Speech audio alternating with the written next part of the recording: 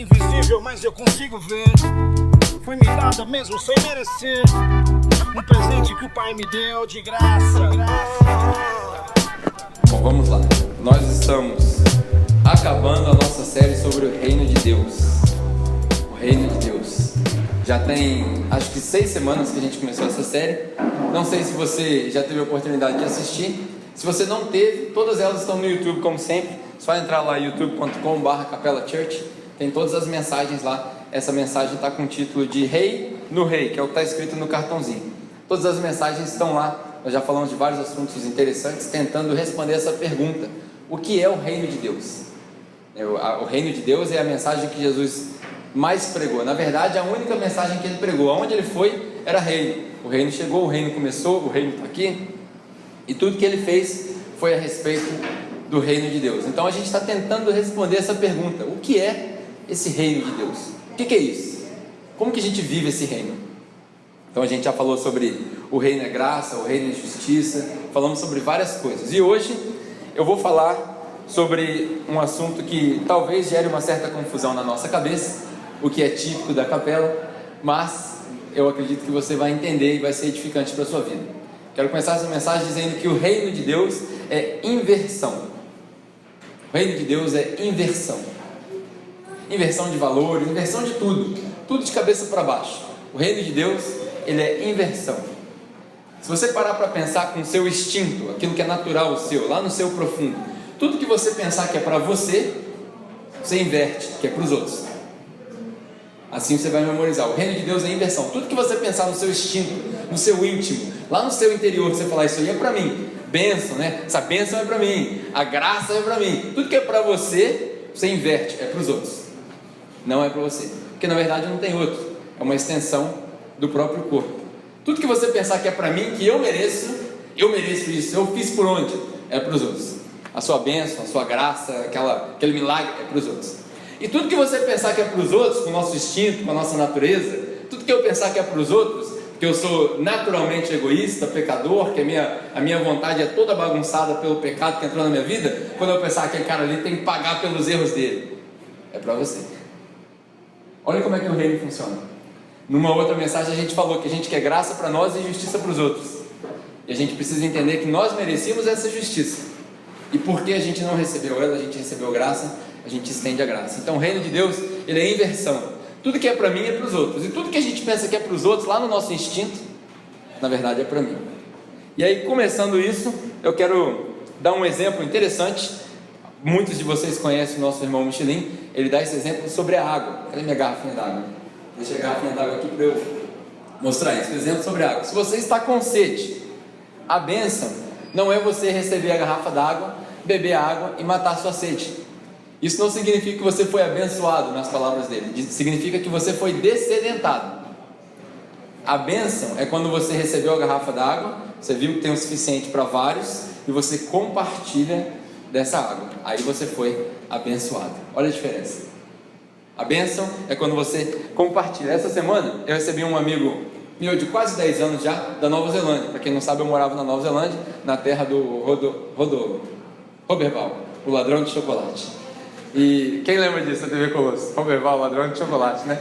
Poucos lembram, nós estamos ficando velhos mesmo. Ele é da Nova Zelândia. Então eu morei na Nova Zelândia, então eu recebi uma visita de um pessoal da Nova Zelândia, amigos meus, o Todd que está sentado ali. E aí olha que interessante, como que a gente vive em culturas diferentes. Ele teve algumas experiências como missionário e tal. Ele chegou aqui no Brasil e ele falou o seguinte: cara, quando eu chegar aí, vamos fazer o seguinte, vamos juntar umas crianças carentes, vamos levá-las no McDonald's, porque elas nunca vão conseguir ir no McDonald's, então vamos levá-las no McDonald's e eu vou pagar. Olha que interessante. Eu falei assim: pô, a gente vive aqui e a gente não faz isso. E aí eu ainda tive que ouvir, né, da boca dele: pô, vocês têm tudo na mão, tudo para fazer a obra aí, ó, por que vocês não fazem? Aí ele falou assim: pô, não vai dar porque a gente não conseguiu juntar as crianças e tal. Sabe o que eu queria fazer? Queria achar um cara, esse cara que pega papelão reciclável, queria achar um cara, e aí eu vou passar o dia com ele, eu vou fazer o trabalho dele, eu vou pegar o papelão, vou carregar a carroça, vou ver onde ele mora, quero sentir, quero saber quem é. Aí ele falou: vocês têm tudo na mão, vocês não fazem. Olha só, que interessante. Precisa alguém vir de fora, né? De uma perspectiva de fora para enxergar os problemas que a gente tem. Lógico, aí ele falou para mim: não é o meu lugar tentar corrigir essas coisas, porque eu não sou daqui, eu sou muito arrogante, mas seria interessante se vocês conseguissem ter essa perspectiva. É verdade, realmente seria muito interessante. E aí, pesquisando sobre isso, eu achei uma passagem bíblica que retrata isso daí, achei muito legal, e eu queria te convidar para ler. Hoje nós vamos ler duas passagens bíblicas. A primeira está em Marcos, Evangelho de Marcos, no capítulo 10. Evangelho de Marcos, o primeiro evangelho a ser escrito, o segundo evangelho na sua Bíblia. O Evangelho de Marcos, que foi escrito, para quem não sabe, um pouquinho de background quando você vai procurando aí, o Evangelho de Marcos tem o nome de Marcos, mas na verdade a maioria das pessoas acredita que não foi nem Marcos que escreveu, foi Pedro que ditou para ele no final da vida dele. E Marcos era pequenininho quando tudo isso aconteceu, e ele só escreveu enquanto Pedro estava preso no final da sua vida. Por que eu estou te dizendo isso? Tem nada a ver, isso não é aula bíblica, é porque essa passagem que nós vamos ler tem um pouquinho de ciúme de Pedro aí na escritura. O círculo mais íntimo de Jesus era quem? Pedro, Tiago e João, certo? Os 3 discípulos que andavam mais com ele. E aqui, você repara que nessa passagem, tem 2 discípulos aqui pedindo um negócio que deixou Pedro furioso. E aí Pedro provavelmente escreveu isso daqui, ou ditou isso para Marcos escrever. Marcos capítulo 10, versículo 35 até o 45. Agora, sabendo que Pedro tinha esse certo ciúme, você vai entender essa passagem. Olha só que interessante. Nisso, Tiago e João, filhos de Zebedeu, aproximaram-se dele e disseram: Mestre, queremos que nos faça o que vamos te pedir. Abusado eles, né? O que vocês querem que eu lhes faça? Perguntou Jesus. Eles responderam: permite que na tua glória nos assentemos à tua direita e o outro à tua esquerda. Para quem não sabe, na cultura deles, as posições importantes durante um discurso eram no meio, não era na frente.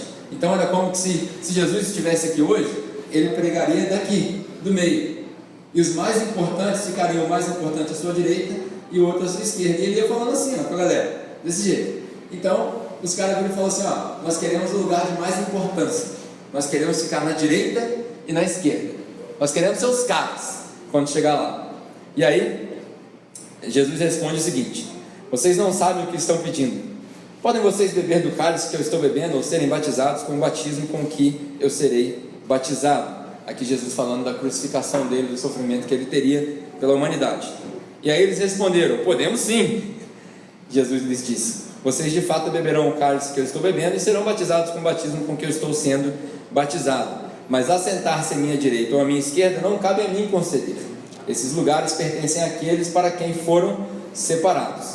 Quando os outros 10 ouviram essas coisas, aqui Pedro, para não ficar sozinho como chatão da história, porque na verdade é o seguinte: quando ele ouviu, ele ficou chateado, mas ele disse: quando os outros 10 ouviram essa história, ficaram indignados com Tiago e João. Jesus os chamou e disse: vocês sabem que aqueles que são considerados governantes das nações as dominam, e as pessoas importantes exercem poder sobre elas.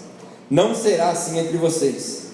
Ao contrário, quem quiser tornar-se importante entre vocês deverá ser servo, e quem quiser ser o primeiro deverá ser escravo de todos. Pois nem mesmo o Filho do Homem veio para ser servido, mas para servir e dar sua vida como resgate por muitos.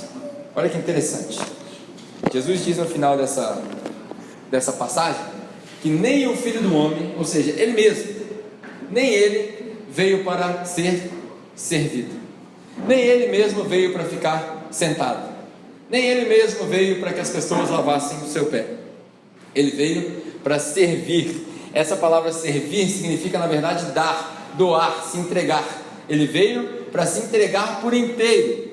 Ele veio para servir com a sua vida. E aqui é importante você entender essa vida, para dar a sua vida. Nós vamos falar disso no próximo texto que nós vamos ler. Essa vida, muitos de vocês que estudam um pouquinho de Bíblia devem saber que a palavra grega para vida é Zoe. Alguns até dão nome nas suas filhas de Zoe, né? Naquele seriado Friends tinha uma menina que chamava Zoe, que significa vida, Zoe em grego. Só que o Zoe é a vida existencial, essa vida de carne, essa vida de 70 anos, só isso, existência.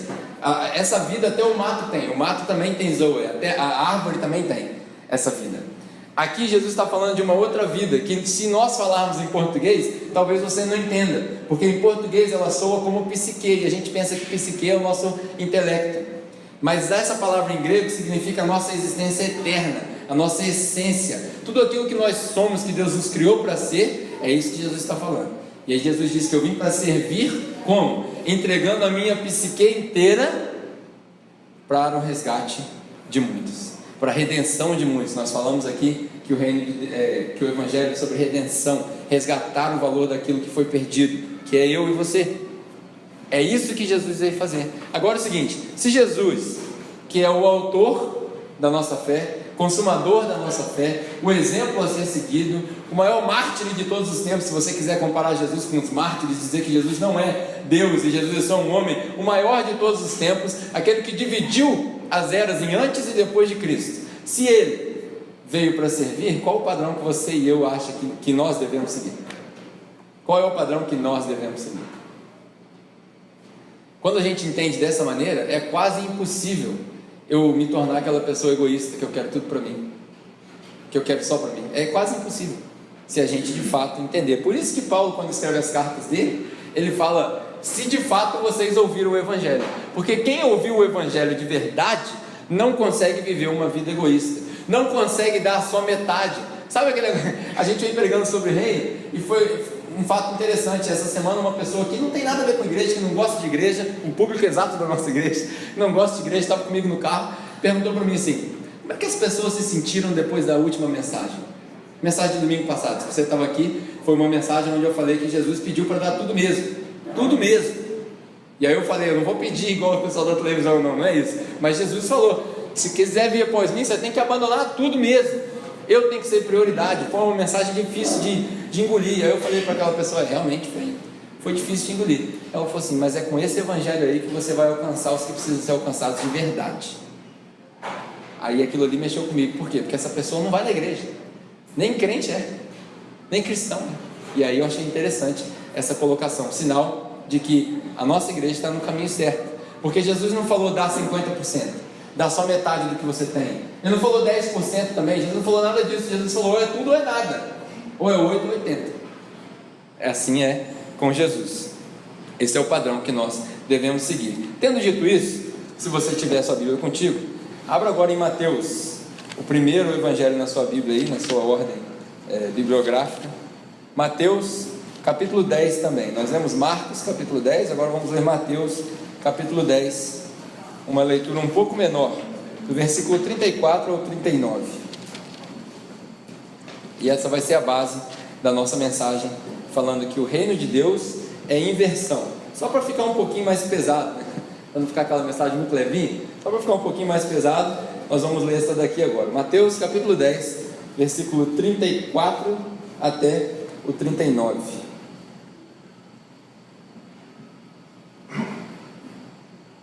Diz o seguinte: não pensem que vim trazer paz à terra. No tempo de Natal, né, que a gente canta paz na terra, pequeninos que não vivem. Vamos lá, versículo 34. Não pensem que vim trazer paz à terra. Eu não vim trazer paz, mas a espada. Pois eu vim para fazer que o homem fique contra seu pai, a filha contra sua mãe, a nora contra sua sogra. Os inimigos do homem serão os da sua própria família. Isso aqui é uma profecia citada no Antigo Testamento. E aí ele continua: quem ama seu pai ou sua mãe mais do que a mim, não é digno de mim. Quem ama seu filho ou sua filha mais do que a mim, não é digno de mim. E quem não toma a sua cruz e não me segue, não é digno de mim. Quem acha a sua vida, a perderá. E quem perde a sua vida por minha causa, a encontrará. Quem acha a sua vida, a perderá. E quem perde a sua vida por minha causa, a encontrará. Algumas colocações sobre esse texto, para a gente entender esse tema. O reino de Deus é inversão. Primeiro, como eu citei aqui, na época de Natal a gente canta a musiquinha, né? Que é um texto de Lucas, na verdade. Quando Jesus nasce, os anjos aparecem e falam glória a Deus nas alturas e paz aos homens de bem. A inauguração do reino. Quando Jesus nasceu, a inauguração do reino, os anjos cantam glória a Deus e paz aos homens na terra. Aí Jesus nem fala assim: eu não vim para trazer paz. Imagina a cabeça dos discípulos, porque os discípulos conheciam a história. Jesus contou para eles a história, tanto está escrito aqui. Imagina a cabeça dos caras. Peraí. Primeiro os caras vêm lá de cima, cheio de asa, falando que é paz. Agora você, que diz que é Deus, que já está dando rolo para nós, fala que não é paz. Como é que funciona isso daí? Alguma coisa está errada nisso daí. Aqui a gente encontra o mistério que muitos teólogos vão chamar do agora e ainda não. Agora e ainda não. Por quê? O reino de Deus ele foi inaugurado com Jesus. Lembra da outra mensagem? Se você estava aqui, a gente falou quanto ao reino de Deus, a gente tem antes, durante e durante. Não tem depois, porque o reino de Deus não acaba. É antes, durante e durante. Quando Jesus inaugurou o reino, ele falou: a paz vai vir. Só que agora nós estamos aqui nesse primeiro durante. Nós não estamos no segundo durante, lá no fim. Nós estamos nesse primeiro durante aqui. E nesse primeiro durante, a paz ainda não chegou por completo. Porque a paz só chega por completo quando a gente estiver no céu, com Deus. Por enquanto aqui, como diz lá em João 16, no mundo tereis aflições. Se é para ter paz, com tempo, mas tende bom ânimo, porque eu venci o mundo. Ou seja, durante o primeiro durante, a gente ainda tem algumas complicações. A paz ainda não chegou por inteiro. Os discípulos, como eu disse, devem ter ficado coçando a cabeça. E aí, essa paz nós vamos encontrar quando chegarmos lá. Por enquanto, o que a gente tem é espada. Por enquanto, o que tem é espada. E o que é espada? O que Jesus quis dizer com essa espada? Eu vim para trazer espada. E ele explica nos outros versículos. Ele veio para trazer, de fato, divisão. Só que não é divisão de igrejas, divisão de denominações, divisão de... Não é nada disso.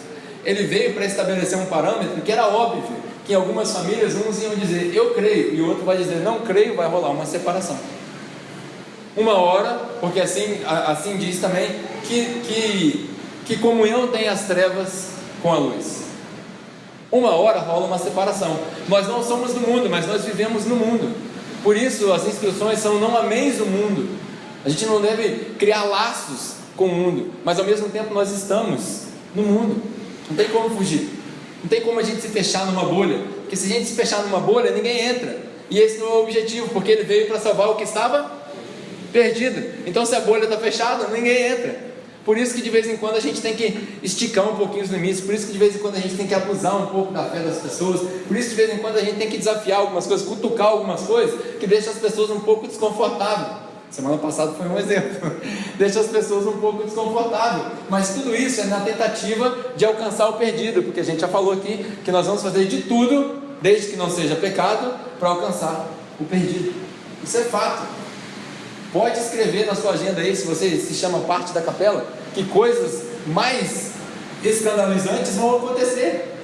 Por quê? Porque nós estamos na tentativa de alcançar os perdidos, zelando pelo Evangelho, zelando pelo reino, mas tentando com tudo que a gente tem, como o próprio Paulo diz: eu me fiz de tudo para com todos, para alcançar alguns.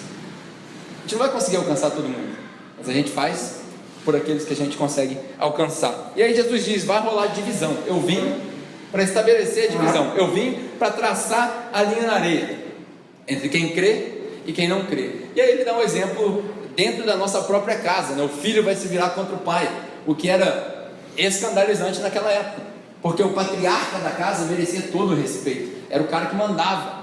E aí o filho se virar contra o pai era uma rebeldia. Basta você ler o exemplo do Evangelho no capítulo 15, no Evangelho de Lucas, capítulo 15, do filho pródigo.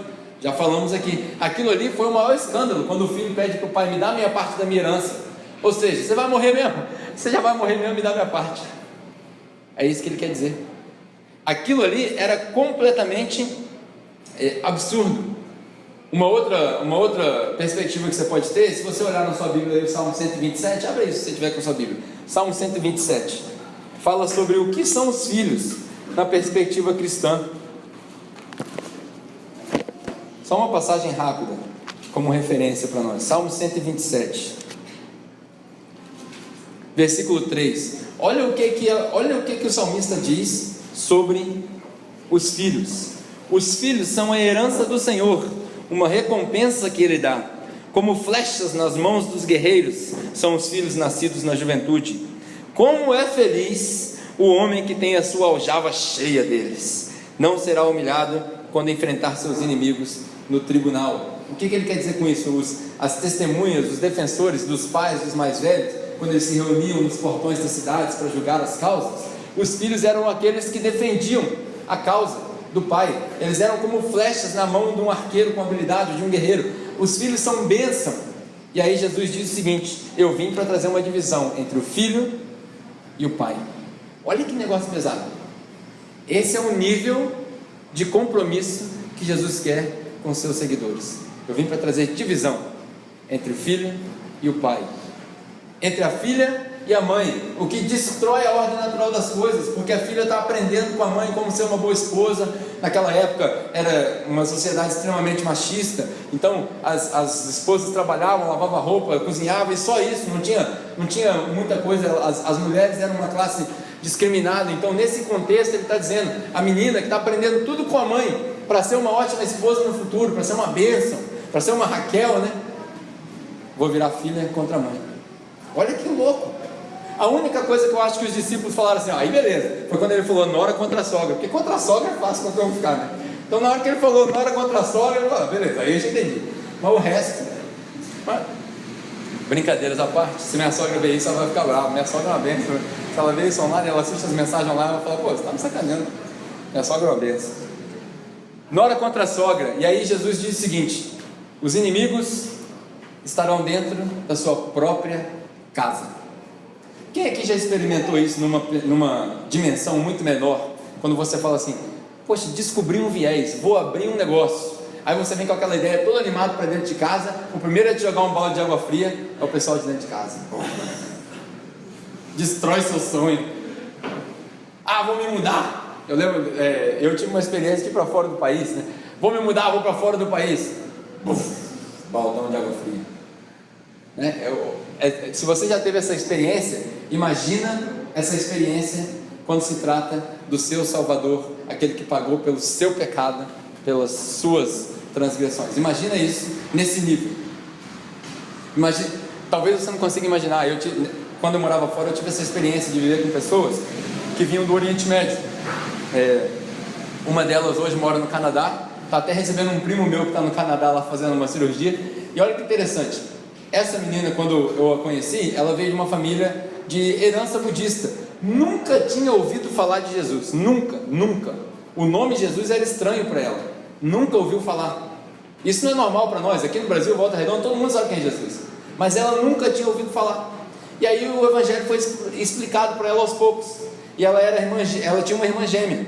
Não vou citar o nome delas para não as expor, mas ela tinha uma irmã gêmea. As duas vieram da mesma família, com a mesma educação. Depois de 3 ou 4 domingos, uma decidiu andar com Cristo e a outra não. Essa uma decidiu se batizar e a outra não. Depois do batismo eu sentei com as duas. E aí eu perguntei, por que uma decidiu e outra não? Elas são idênticas, gêmeas idênticas. Por que uma sim e outra não? Eu tinha as minhas convicções, mas isso é irrelevante. Aí a que decidiu não falou assim, porque eu vou para a Indonésia. E se eu for para a Indonésia como cristã, eu vou morrer. Olha que interessante. Então, eu não estou pronta a entregar a minha vida por ele. Aí eu virei para que aceitou. E você, o que te fez? A diferença é essa, eu estou pronta. Olha a perspectiva. Eu estou pronto. Porque ela não sabia para onde ir, ela não sabia que ia para o Canadá. Ela podia muito bem voltar para a família dela, na Indonésia, no Japão. A família dela estava no Japão, mas estava indo para a Indonésia. Olha a perspectiva. Essa é a perspectiva que eu e você precisamos ter quando se fala do nosso Salvador. É esse peso, os inimigos dentro da sua própria casa. É esse peso que ele quer dizer. E aí ele diz, quem amar mais, seu pai, sua mãe, seu filho, filha, quem amar mais, não é digno de mim. Aqui, uma outra passagem no Evangelho de Lucas, capítulo 14, fala algo semelhante. E algumas pessoas já devem ter lido como detestar. Quem não detestar, ou quem não odiar seu pai e sua mãe, não é digno de mim. Muitas pessoas usam esse texto errado. Isso aí não quer dizer que você tem que odiar sua mãe e ser rebelde, não é isso. Porque seria contraditório. Porque o único mandamento que tem promessa qual é? Todo mundo aqui sabe. O único mandamento que tem uma promessa embutida nele é amar o pai e a mãe, é honrar o pai e a mãe, para que você tenha vida longa na terra. Então seria contraditório Jesus falar, você tem que detestar seu pai, você tem que odiar sua mãe, você tem que ser rebelde. Não é isso que ele quer dizer. Essa palavra que ele usa em odiar no Evangelho de Lucas é só uma expressão idiomática. Assim como a gente tem gíria, É uma expressão idiomática do idioma deles, que significa colocar em segundo lugar. Aí já muda, aí já não é odiar, é colocar Jesus em primeiro lugar, colocar Jesus como tendo precedência. Jesus tem que vir primeiro, sempre. Jesus quer vir primeiro, esse é o compromisso que Ele quer com as pessoas. E aí Ele diz, quem amar mais, e aí a gente tem na Bíblia a gente tem várias frases, vários versículos que usam essa palavra amor. Esse amor aqui não é um amor erótico, e também não é o amor de Deus para conosco, é um amor que nós temos entre um e outro, de irmãos. E Ele diz, se você não me colocar primeiro, você não é digno de mim. Primeiro, antes do meu trabalho, antes da minha carreira, antes dos meus recursos financeiros, antes da minha família, antes da minha família. A gente tem uma música famosa, acho que você deve conhecer, não sei se ela tem versão em inglês, mas o missionário Soares costumava cantar essa música no programa dele, né? Estou seguindo a Jesus Cristo. Quem conhece essa música aqui? Então, essa música em inglês, ela fala a mesma coisa. I have decided to follow Jesus. Eu decidi seguir a Jesus. Sabe como é que foi escrita essa música? Que essa música, a tradução dela, na verdade, a primeira estrofe é essa, depois ele fala, se ninguém for comigo, ainda assim eu irei. Se ninguém for comigo, ainda assim eu irei. Seguindo a Cristo, não volto atrás. E na terceira frase, ele fala, a cruz na frente e o mundo atrás. A cruz na frente e o mundo atrás, seguindo a Cristo, não volto atrás. Essa é a tradução literal do hino em inglês. Sabe quem escreveu essa música? Foi um mártir. Ele estava, diz a lenda que ele estava refugiado numa caverna, foi encontrado por alguns soldados comunistas, se eu não me engano na Rússia ou na União Soviética, e aí apontaram uma arma para ele e falou assim, se você não negar Jesus, nós vamos matar a sua família. Aí ele fala, eu decidi seguir a Cristo, não volto atrás. Eles matam as filhas. Aí eles perguntam de novo, se você não negar a Cristo, nós vamos matar a sua esposa. Ele olha para a esposa, fala para ela que a ama, e ele fala, se ninguém me seguir, eu continuo seguindo a Cristo, não volto atrás. Eles matam a esposa. E aí por último ele fala, já matamos a sua família e a sua esposa, se você não negar a Cristo, nós vamos te matar. E aí ele fala, a cruz na frente, o mundo atrás, eu sigo a Cristo e não volto atrás. Morreu. Um dos soldados comovidos, depois de muito tempo, aparentemente se converte a Cristo e escreve a letra e revela como que essa letra surgiu. Olha o compromisso. Quão distante é o compromisso dessas pessoas? Um compromisso que nós temos. O evangelho é muito superficial. O reino de Deus. Sabe por que a gente não vê evidência do reino de Deus? Porque Jesus falou que os sinais iam nos seguir, que as pessoas iam ser curadas, que cegos iam ver. Todos esses sinais miraculosos, todos os sinais do reino que as pessoas iam receber no reino. Sabe por que a gente não vê isso? Porque nós, eu me incluo nisso, tá? Nós somos tudo frouxo como crente. É tudo frouxo. Imagina se você estivesse nessa situação hoje, você estava pronto para negar? Se a gente não está pronto para ficar de pé e não negar a Cristo, aí como é que eu posso falar para você, irmão, vamos tentar viver só com a metade do que a gente tem, para a gente poder ser uma igreja que expressa o reino de Deus? Ele não vai viver mesmo. O cara que ganha 8 mil, você acha que o cara vai baixar o nível de vida dele para 4 mil, para poder distribuir 4 mil entre a igreja, entre os irmãos que precisam? Claro que não. Por quê? Porque nós somos todos hipócritas de natureza.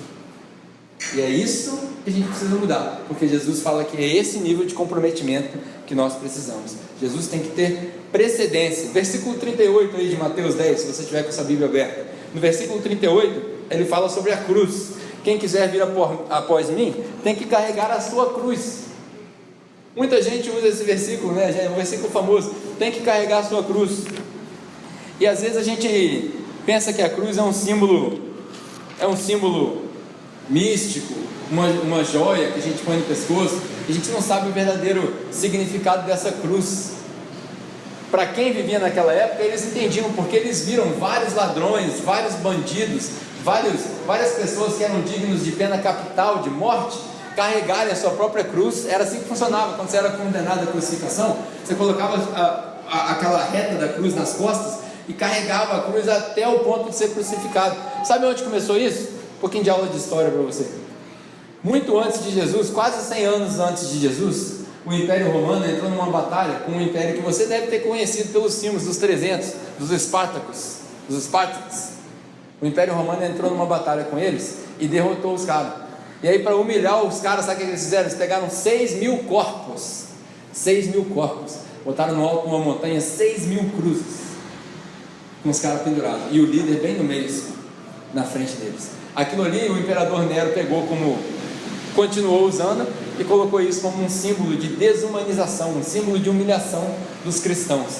E é nesse nível que Jesus está falando para aqueles que seguiam a Cristo. E aí Jesus fala: quem quiser seguir após mim tem que carregar a sua cruz. É uma viagem sem volta. O Evangelho é uma viagem sem volta. É você entra nela e nunca mais tem como sair. Todo mundo que põe a cruz nas costas já sabia que estava condenado à morte. Já sabia que estava condenado à morte. Aí eu te pergunto, em meio a esse evangelho cheio de palhaçada que se vende hoje em dia, o evangelho que eu estou querendo te demonstrar é o seguinte: você está preparado para morrer? Você está preparado para morrer? Para entregar a sua vida? Para viver totalmente para Cristo? Para entregar não só a sua Zoe, lembra que eu falei que você ia precisar dessa palavra, mas a sua psique, a sua existência inteira, toda a sua essência para Cristo? Continua aí na sua Bíblia, o que ele fala ali? Versículo 39. Aquele que encontrar a sua vida, a sua psique, vai perdê-la. E aquele que perder a sua psique, por minha causa, vai encontrar. Sabe o que Jesus quer dizer com isso? Jesus quer dizer o seguinte: aquele que encontrar o preenchimento do seu vazio existencial nas coisas terrenas, materiais, temporais, vai perder o sentido da vida eterna. Não entendeu nada? Olha como é que muda a tradução do versículo agora. Se você buscar o preenchimento do seu vazio existencial nas coisas terrenas, nas coisas materiais, nas coisas temporais, se isso for o seu objetivo de vida aqui na terra, você vai perder, você vai desentender, você não vai conseguir compreender o sentido da vida eterna. E aí ele inverte: se você encontrar a sua vida, você vai perder. Mas se você perder a sua vida, se você perder a sua vontade, os seus desejos pelas coisas materiais, pelas coisas terrenas, se você conseguir viver uma vida inteiramente entregue só para mim, onde eu sou prioridade, nada mais, ninguém mais, você vai encontrar o sentido da vida eterna. Você vai entender o porquê do céu. Você vai entender porque você passa tão pouco tempo aqui se preparando, como dizem os kardecistas, para a próxima fase. Se você perder o interesse pelas coisas materiais, pelas coisas terrenas, pelas coisas temporais, você vai encontrar sentido na vida eterna. Como que faz para encontrar sentido na vida eterna? Já falei aqui várias vezes: crente OLX, desapega. Se você desapegar, você vai entender. E aí, por último, para terminar, eu quero, depois de dizer tudo isso, eu quero te propor uma coisa básica, coisa que em português faz toda a diferença, mas quando lendo aqui no idioma original, talvez você não note a diferença. A diferença é entre duas preposições: por e para. A diferença entre por e para. Em Romanos capítulo 11, versículo 33, assim como Colossenses 1,16, são dois versículos, se você quiser conferir depois, é bem rápido, você não precisa ler. É um versículo famoso que diz aquele: por ele, para ele, né? Porque dele, por ele e para ele são todas as coisas. Certo? Conhece esse versículo? Eu quero usar esses versículos para te falar da diferença entre o por e o para. Em Atos capítulo 17, estou tirando vários versículos, né? Mas você não precisa abrir. Atos capítulo 17 nós já pregamos aqui. Paulo fala para os gregos o seguinte: quando ele chega lá na cidade de Atenas, ele fala: Deus não é um ídolo feito por mãos de homens, por madeira, bronze, prata, ouro, e nem habita em templos feitos por mãos de homens, como se ele precisasse de algo de nós. Pelo contrário, é ele que dá a nossa vida, e nele nós vivemos e subsistimos. Atos capítulo 17, lá do versículo 30 e pouco para frente, Paulo diz isso. Então Paulo deixa claro que Deus não precisa de nada nosso. Vou deixar isso bem claro, não tem como ficar mais claro, principalmente na sociedade capitalista. Deus não precisa do seu dinheiro. Captou? Deus não precisa do seu dinheiro. Quando a gente pede dinheiro aqui, não é para Deus, é para nós. Para a gente pagar o aluguel, comprar as coisas. Não é para Deus, nós não estamos dando para Deus. O que Deus vai fazer com o seu dinheiro? Você acha que Deus precisa ir na Renner ali e gastar o seu dinheiro? Deus não vai na Renner. As pessoas vão nas igrejas fazer campanha, tira relógio, vou dar um relógio para Deus, vou dar um carro para Deus. O que Deus vai fazer no seu carro? Vai entrar dentro do carro? Vai passear? Deus não precisa das suas coisas, Ele não quer que você dê nada para Ele. Olha a diferença agora. Deus não quer nada para Ele. Ele não quer nada seu para Ele. Ele quer você por Ele. Captou? Deus não quer nada seu para Ele. Ele quer você por Ele. Amém? Quando você entender isso, você se entrega por inteiro. Quando você se entrega por inteiro, as coisas já não valem mais nada. Captou? Esse é o reino. Inversão. O reino é inversão de tudo. O que era para mim é para os outros. O que é para os outros é para mim. O reino é uma linha tênue, que uma vez que você passou, não tem como voltar. O reino é carregar sua cruz a ponto de morte. O reino é se entregar por inteiro. E quando você se entregar por inteiro, as coisas já não valem mais nada. E assim nós terminamos a nossa penúltima mensagem do reino. Amém? Vamos orar? Se você quiser ficar de pé. Invisível, mas eu consigo ver. Foi me dada mesmo sem merecer. Um presente que o Pai me deu de graça.